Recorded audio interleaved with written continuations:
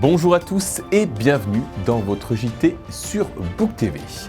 À la une de cette édition, un épisode de grêle qui a surpris Book Bel Air. Nous vous expliquerons ce phénomène.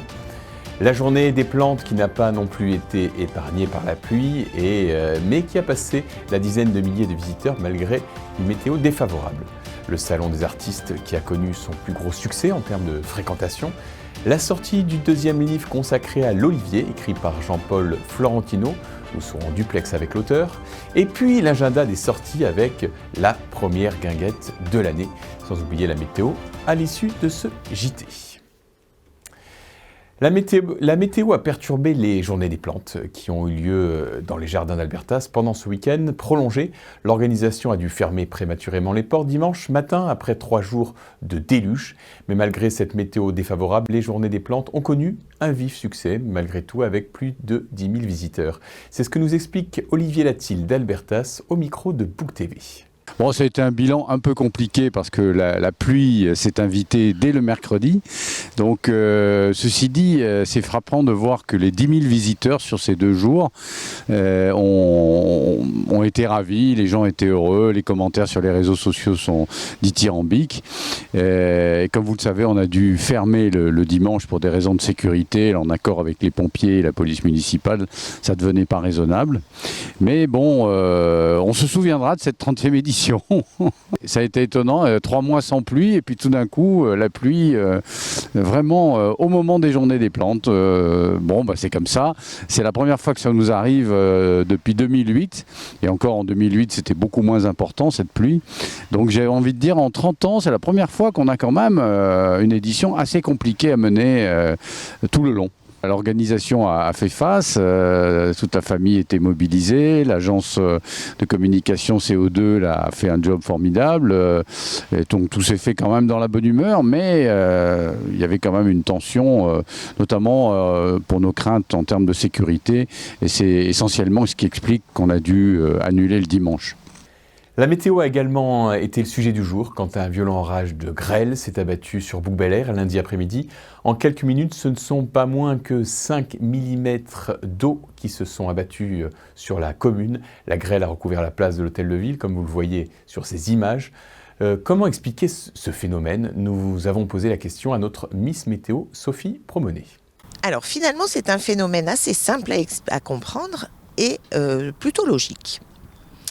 Donc, déjà, cet orage de grêle se forme dans un nuage bien particulier qu'on appelle le cumulonimbus. Ce nuage a une très grande hauteur, il est jusqu'à 15 km d'altitude. Dans ce nuage, les gouttes d'eau ont un mouvement de montée avec une vitesse d'ascension pouvant atteindre 40 km/h. Il faut donc une trentaine de minutes pour que le grêlon atteigne le sommet du nuage. La température de l'air diminue avec l'altitude. Dès que les gouttes d'eau ont une température de moins 13 degrés, elles se transforment en noyau glacé. C'est le début du grêlon.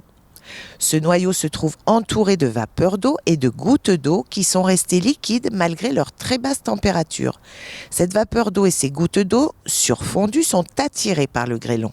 Elles s'y agglutinent et gèlent instantanément. Le grêlon augmente ainsi de volume et de poids.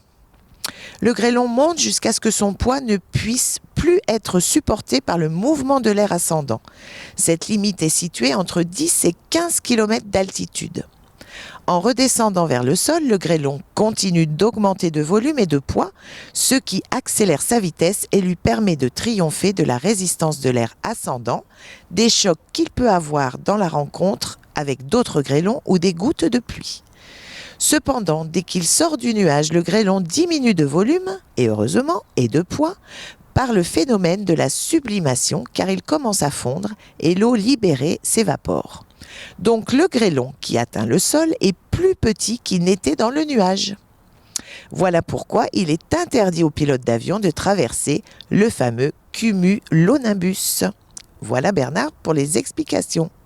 C'est un vrai amoureux de l'Olivier qui sort son deuxième ouvrage sur cet arbre. Le bouquin Jean-Paul Florentino publie ces jours-ci Trésors et secrets de l'Olivier aux éditions Edisud. Pour mieux connaître le contenu de ce livre, nous sommes avec Jean-Paul Florentino. Bonsoir Jean-Paul.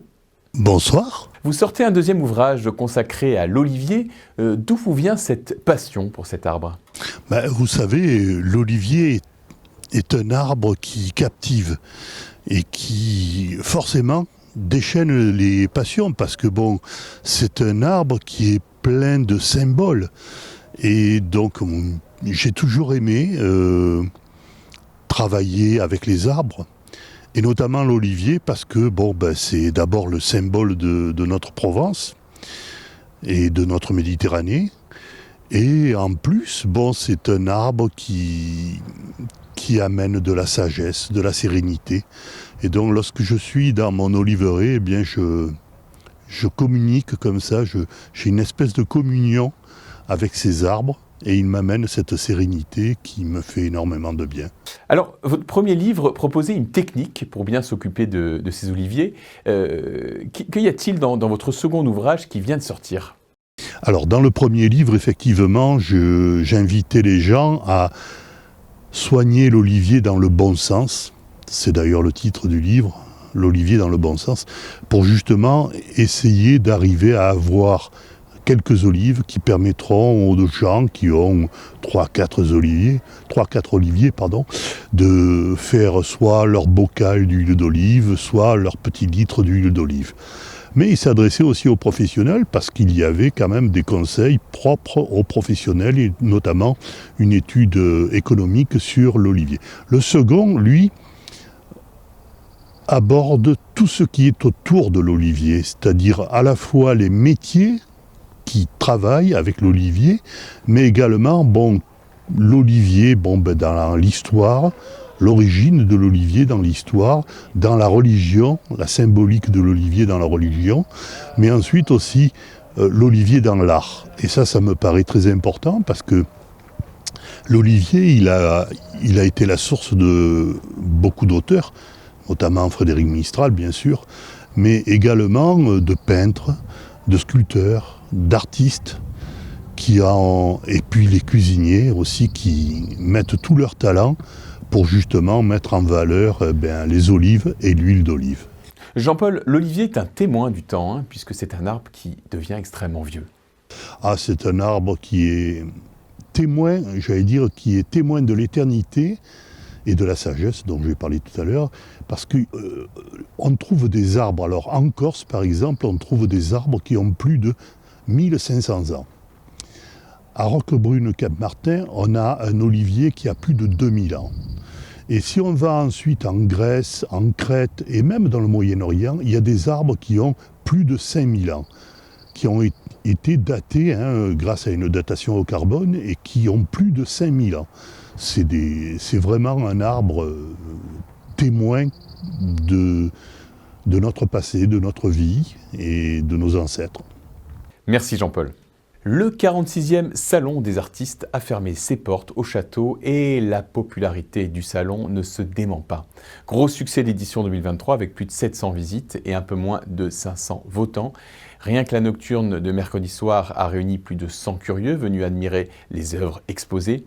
Si le prix du public est revenu à la jeune Lou Pardo, le prix de la technique mixte a été attribué à l'artiste Jules. Surpris et heureux d'être distingué, on l'écoute. Par hasard, j'ai su qu'il y avait une expo ici, mon épouse me l'a montré, donc j'ai voulu m'inscrire et voilà. Vraiment content, je m'y attendais pas, je suis venu sans a priori, sans savoir, et puis voilà, c'est vraiment content, c'est vraiment content de l'accueil, content des personnes qui nous ont reçus. Vendredi soir prochain aura lieu la première guinguette de l'année 2023. Ce sera le groupe Surfing Quay qui commencera ce concert gratuit organisé par le service sport et culture de la mairie de Bouc-Bel-Air. Un groupe qui reprend des standards de rock'n'roll. Le concert aura lieu à 20h30 dans le collège Georges Brassens de Bouc-Bel-Air. On vous attend nombreux. Un dernier mot pour vous signaler l'exposition de l'association ABC d'Art au château du 26 mai au 4 juin. Le thème de cette année est le Japon. Toutes les informations sont à retrouver sur boucbelair.fr. Voilà, c'est tout pour cette semaine. Dans un instant, la météo. Belle semaine à tous.